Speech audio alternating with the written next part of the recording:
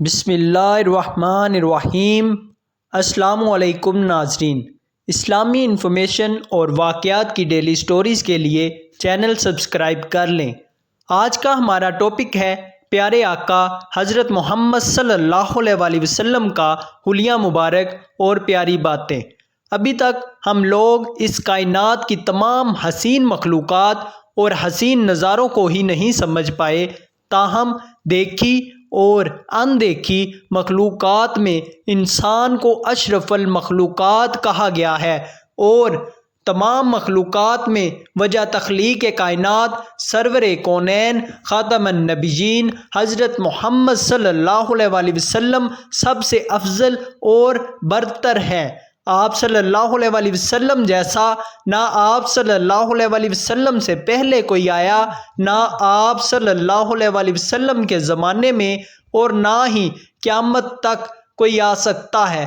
کسی نبی کو کوئی خوبی ملی تو کسی نبی کو کوئی خوبی، اور تمام انبیاء کی خوبیاں اور اوصاف آپ صلی اللہ علیہ وآلہ وسلم میں موجود ہیں۔ آپ صلی اللہ علیہ وآلہ وسلم کی ہستی بے مثل اور بے مثال ہے، اور ہم اس قدر مصروف ہو گئے ہیں کہ ہمیں نبی کریم صلی اللہ علیہ وآلہ وسلم کے بارے میں کچھ پتہ ہی نہیں۔ ہمیں آپ صلی اللہ علیہ وآلہ وسلم کی حقیقی پہچان ہی نہیں۔ آئیں اپنے نبی کریم صلی اللہ علیہ وآلہ وسلم کے حلیہ مبارک یاد کریں اور ہمیشہ اپنے ذہن میں رکھیں۔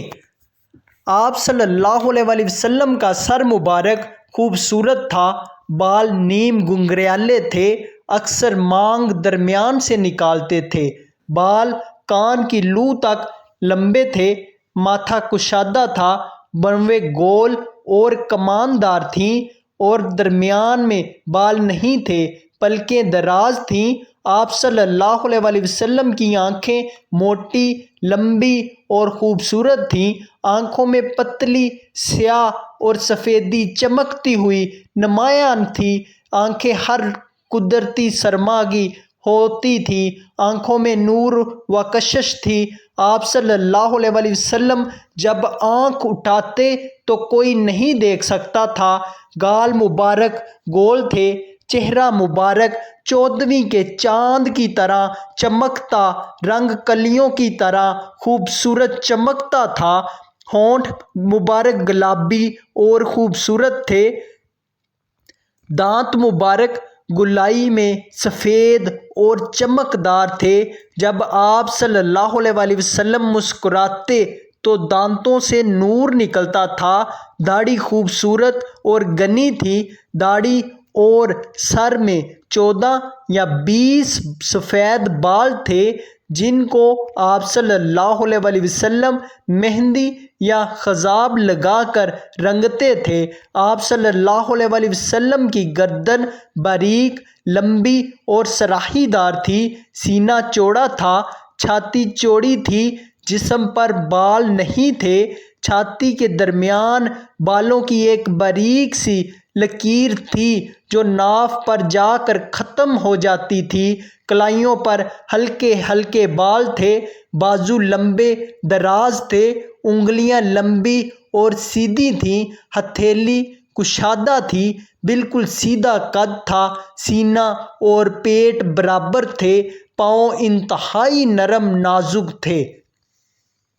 آپ صلی اللہ علیہ وآلہ وسلم کے پسینہ مبارک سے خوشبو آتی تھی، آپ جب مسکراتے تھے تو آپ کا نور دیواروں پر پڑتا تھا، شرم و حیا کا پیکر تھے، آپ جب چلتے تھے تو کندھے جھکا کر نہایت عاجزی سے امت کو بھی عاجزی کا سبق دیا، اور فرمایا تکبر کرنے والے کو اللہ ذلیل و خوار کرے گا۔ آپ صلی اللہ علیہ وآلہ وسلم نے کبھی کسی کو انگلی کا اشارہ کر کے نہیں بلایا، پورے ہاتھ کے اشارے سے بلاتے تھے۔ آپ جیسے سامنے دیکھتے تھے ویسے ہی پیچھے بھی دیکھتے تھے، آپ کو دیکھنے سے دل نہیں بھرتا تھا بلکہ دل بار بار دیکھنے کو کرتا تھا۔ کسی کی آنکھوں میں اتنی طاقت نہیں تھی کہ آپ صلی اللہ علیہ وسلم کو جی بھر کر دیکھ سکتا۔ آپ صلی اللہ علیہ وسلم کی آواز میں جادو تھا، باتوں میں فصاحت و بلاغت تھی۔ جب آپ صلی اللہ علیہ وسلم خاموش ہوتے وقار چھا جاتا۔ شاعر نے کیا خوب کہا ہے، جن کی قسمیں میرا رب کھاتا ہے، کتنی دلکش میرے محبوب صلی اللہ علیہ وسلم کی صورت ہوگی۔ حضرت عائشہ رضی اللہ تعالی عنہا سے روایت ہے کہ آپ کپڑے سی رہی تھیں اور سوئی گم گئی۔ آپ صلی اللہ علیہ وسلم گھر میں داخل ہوئے۔ آپ صلی اللہ علیہ وسلم کے چہرہ مبارک کے نور سے روشنی ہوئی اور حضرت عائشہ کو گمی ہوئی سوئی مل گئی۔ حضرت عائشہ رضی اللہ تعالی عنہا سے ہی روایت ہے کہ عورتوں نے حضرت یوسف کو دیکھ کر اپنے ہاتھ اور انگلیاں کاٹے۔ اگر میرے محبوب صلی اللہ علیہ وسلم کو دیکھتی تو دل چیر لیتی۔ حضرت ابو ہریرہ رضی اللہ تعالی عنہ سے روایت ہے کہ میری آنکھ نے آپ صلی اللہ علیہ وسلم سے زیادہ حسین کسی کو نہیں دیکھا۔ حضرت انس بن مالک رضی اللہ تعالی عنہ سے روایت ہے کہ پورے چاند کی رات تھی۔ چاند نہایت پیارا، شاندار اور روشن تھا۔ اس دور میں حسن و جمال کو چاند کے ساتھ تشبیہ دی جاتی تھی۔ آپ فرماتے ہیں، میں نے سوچا کہ دیکھوں 14ویں کا چاند زیادہ خوبصورت ہے یا میرے محبوب صلی اللہ علیہ وسلم۔ کہتے ہیں، میں یہ دیکھنے کے لیے کچھ دور کھڑے آقا کریم صلی اللہ علیہ وسلم کو دیکھا اور چاند کو دیکھا، پھر آپ صلی اللہ علیہ وسلم کو دیکھا اور چاند کو دیکھا، پھر آپ صلی اللہ علیہ وسلم کو دیکھا اور چاند کو دیکھا، غرض کئی بار دیکھا۔